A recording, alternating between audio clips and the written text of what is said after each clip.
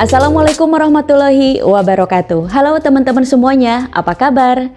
Ketemu lagi dengan saya, Reni Wulan dari Abidin, teman belajarmu. Saya doakan teman-teman semua dalam keadaan sehat walafiat, sadar, lahir dan batin. Teman-teman, kemarin ada seorang teman yang japri ke saya hanya untuk bertanya, Ren, kalau aku update status ini, ada sebuah kalimat bijaksana gitulah ya. Kalau aku update status ini, nanti orang ngira aku nyindir mereka nggak ya? Gitu. Nah, hari ini kita akan belajar 5 cara agar kita tidak takut akan penilaian orang lain. Teman-teman, yuk kita belajar untuk tidak terlalu peduli dengan omongan orang lain kalau memang omongannya itu, pendapatnya itu nggak punya value yang bagus buat kita. Caranya, yang pertama, ini teman-teman saya sudah menyiapkan ya. Yang pertama teman-teman, orang itu terlalu banyak, kitanya sendiri. Ketika kita memberikan kekuatan kendali kita ke orang lain dengan penilaian-penilaian mereka, habis kita. Habis kita. Bisa-bisa kita umurnya pendek duluan, wafat duluan. Karena kita kelelahan harus menyenangkan banyak orang. Bangun tidur, aduh, ada orang lain yang harus kita bahagiakan ya. Penilaian itu gimana kalau nanti kita tidak bisa membahagiakan mereka, yaitu keluarga. Selesai beres keluarga, ada keluarga besar. Selesai beres keluarga besar, ada tetangga, teman-teman sekolah, alumni, ada juga teman-teman rekan kerja. Jadi ketika kita berhasil menyenangkan satu pihak, udah selesai, ada lagi. Jadi antriannya banyak. Jadi karena orangnya terlalu banyak dalam kehidupan kita, yang menjadi pusat kendali adalah bukan orang ini, tetapi adalah kita. Kita menjadi pusat energi, pusat kendali, pusat rotasi kehidupan kita sendiri. Kita adalah sumber alam semesta raya kehidupan kita. Jadi jangan sampai penilaian orang lain malah bikin kita goyah. Kita loh pemilik kehidupan kita. Jadi orang-orang yang justru harus menerima kita. Kalau orang-orang tidak bisa menerima kita dengan penilaian-penilaian mereka, itu kerugian mereka. Mereka kehilangan orang sebaik kita.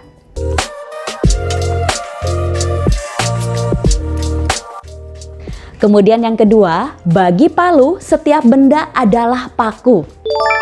Bagi Palu setiap benda adalah paku.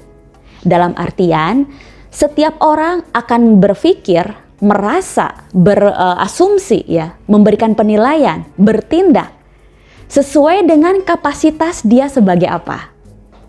Misalnya seorang fotografer, ketika ketemu dengan orang, dia yang akan nilai ini, wah postur tubuhnya bagus nih, angle-nya begini, rambutnya begini, tulang rahangnya begini, ini bagus, fotogenik gitu. Kalau orangnya dokter, dia akan melihat matanya kekuningan, bibirnya pecah-pecah, oh dia pasti sakit ini gitu. Dalam artian, banyak hal di dunia ini ketika orang memberikan penilaian, memberikan opini, hinaan atau pujian, itu bukan tentang kita, tapi tentang kapasitas mereka sendiri yang disesuaikan dengan kerangka berpikirnya. Jadi kita jangan GR-GR amat, kita jangan sampai overthinking juga gitu. Ketika ada orang-orang yang ya kurang menyenangkan lah dengan penilaian-penilaiannya, atau bahkan mungkin pujian-pujian. Jadi kalau ada orang yang setiap kita ngomong dianggapnya mengkritik, jadinya mereka nyerang. Ya karena mereka orangnya anti kritik, mereka maunya menang sendiri. Ada orang yang baru kita kasih kebaikan sedikit, wah mereka sudah memuja kita misalnya. Ya karena orangnya mungkin penuh cinta kasih. Atau mungkin bisa jadi karena banyak luka batin, tidak pernah ada orang yang seperhatian itu. Jadi ini bukan tentang kita, tapi tentang individu masing-masing. Kemudian yang ketiga, sembuhkan luka batin kita. Ini adalah paradoks dari yang kedua tadi. Yang sekarang saya bicarakan adalah justru kenapa kita peduli banget dengan omongan orang lain, sampai kita nahan-nahan, sampai kita mengada-ngada kondisi kita. Itu karena kita punya luka batin, butuh penerimaan.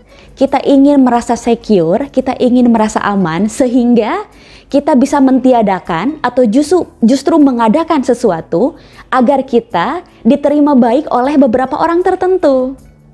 Jadi kita punya luka batin yang belum sembuh di sini. Kebayang nggak teman-teman, kalau lukanya nggak sembuh dan kita selalu mencari jalan keluar, alih-alih mencari jalan ke dalam, kita akhirnya selalu menyenangkan pihak luar. Idealnya kan sembuhkan diri kita, sehingga ketika kita sembuh, kita kembali keluaran ya, ke pasaran, ke lingkungan masyarakat, kita bersosial, kita sudah tidak peduli lagi, kamu nerima aku atau enggak. Itu sudah nggak peduli lagi, karena ujung-ujungnya yang memang yang sefrekuensi lah kita akan bersama. Kalau ada orang yang nggak terima, ya that's your problem gitu loh. Jadi, sembuhkan luka batinnya, rawat luka batinnya. Kita terlalu fokus untuk merawat kebahagiaan, tetapi kita lalai, abai untuk merawat penderitaan. Ketika lukanya sembuh, kita udah otomatis bahagia. Kita udah otomatis tidak peduli penilaian orang. Yang keempat, teman-teman, kita tidak bertanggung jawab kepada siapapun yang bukan pertanggungjawaban kita. Ya, jadi di luar keluarga inti, kita tidak bertanggung jawab kepada mereka. Jangan sampai kita berusaha menjelaskan, kita sampai berusaha memberikan keterangan, menyenangkan mereka dengan beberapa aksi, reaksi. Nggak perlu lah. Anda tidak bertanggung jawab kepada mereka. Ini hidup Anda. Jadi ketika Anda harus berubah hanya agar lingkungan menerima Anda, agar lingkungan tidak berkata buruk, tidak memberikan penilaian buruk pada Anda, itu berarti Anda memberikan tanggung jawab hidup Anda pada mereka. Dan dengan lalainya, dengan cerobohnya, kita mengiyakan penilaian-penilaian mereka, dan kita memberikan tanggung jawab kemandirian diri kita kepada mereka. Kita hilang tanggung jawab, power kita tuh hilang. Sudahlah, ujung-ujungnya kita sendiri yang bertanggung jawab pada hidup kita. Dengan berbagai cicilannya, tekanan kehidupan, gesekan-gesekan dengan kehidupan sehari-hari, kita sendiri. Bukan orang lain, bukan orang-orang yang ingin kita pertahankan citranya, persepsinya, image-nya. Kita sendiri.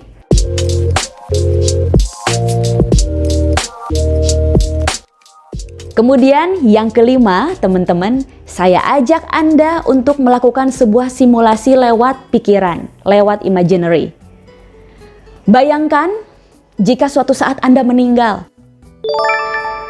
Nanti tuh biasanya ada flyer ya, turut berduka cita nih atas wafatnya ya, Reni Wulandari. Semoga amal ibadahnya bla bla bla bla bla, dengan kalimat-kalimat penuh duka ya. Bayangkan ada foto Anda di situ dengan tanggal lahir, tanggal wafat, doa-doanya seperti apa. Orang-orang yang Anda tahan-tahan, jaga-jaga, Anda bikin-bikin hanya agar penilaian mereka baik tentang kita. Kita menjaga sikap dan sebagainya, takut omongan mereka, takut penilaian mereka.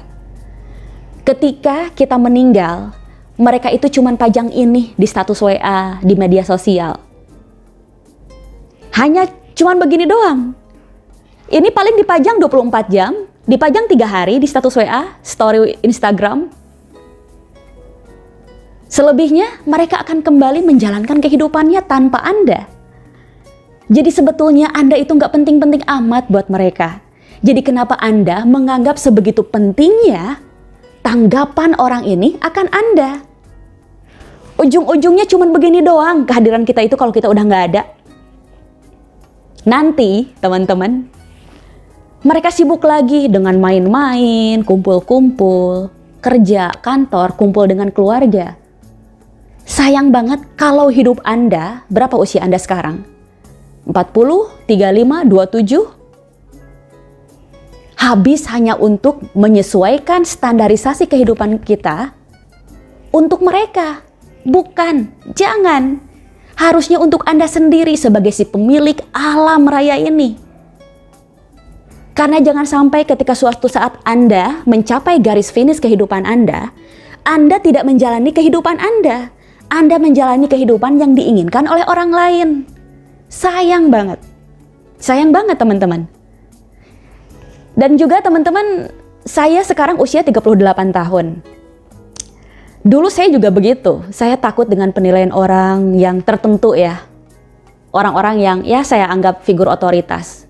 Atau orang-orang yang karena mereka penindas, pembuli, pemikiran mereka terhadap saya itu cukup penting gitu loh. Tahu-tahu mereka pada wafat duluan. Setelah mereka wafat, lah gini doang. Endingnya gini doang gitu. Cuman begini, aduh sayang banget.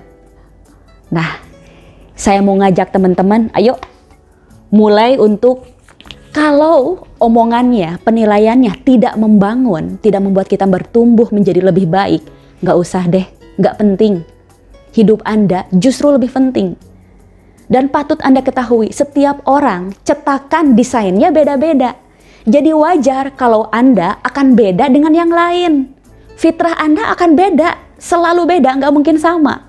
Orang kembar aja beda nasib, beda karakter, apalagi kita. Makanya kita jangan sampai membiarkan diri kita yang unik ini, yang cuman satu di dunia.